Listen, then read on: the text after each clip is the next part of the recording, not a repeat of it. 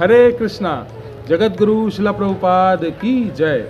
तो आज का हमारा विषय है, क्या भक्ति करने से अपने आप हमारी इंद्रियां वश में आ जाएंगी या नहीं। तो इस विषय पर शिला भक्ति सिद्धांत सरस्वती ठाकुर जी बहुत अच्छा उदाहरण देते हैं कि एक बार एक नौका चलाने वाला नौका में जाकर बैठ गया नदी में और चप्पू चलाने लगा। तो चप्पू चलाता रहा, सारी रात उसने चप्पू चलाया और सुबह देखा कि वो वहीं का वहीं था। क्यों? क्योंकि उसने जो नौका की जो रस्सी होती है, जो खूंटे से बंधी होती है, उसको खोला ही नहीं। तो ये एग्जाम्पल क्यों दी जाती है? क्योंकि अगर हम भक्ति करते रहेंगे पूरे दृढ़ता के साथ, पूरे लगन के साथ भक्ति करेंगे, लेकिन अपने विषय भोग आसक्तियाँ, जो हमारे भोग विलास हैं, उनको हम छोड़ने का प्रयास नहीं करेंगे, यानी कि अपनी खूंटे से बंधी हुई रस्सी को अगर खोलेंगे नहीं तो हम भक्ति में कहीं नहीं पहुंच पाएंगे। तो अगर हमें भक्ति में प्रोग्रेस करनी है, किसी स्टेज पर, किसी लेवल पर पहुंचना है, तो हमें क्या करना पड़ेगा? अपनी आसक्तियों की रस्सी को खूंटे से खोलना पड़ेगा, छुड़ाना पड़ेगा।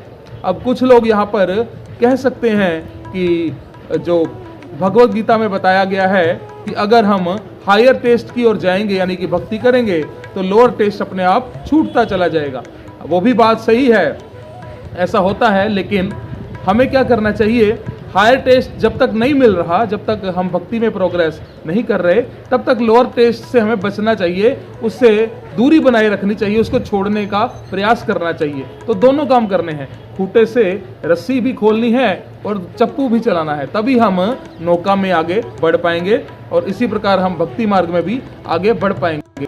लेकिन अगर हमने खूंटे से रस्सी भी नहीं खोली और साथ ही साथ नौका का चप्पू भी नहीं चलाया, तो हम कहीं भी नहीं पहुंच पाएंगे, हम वहीं पर स्थिर रहेंगे।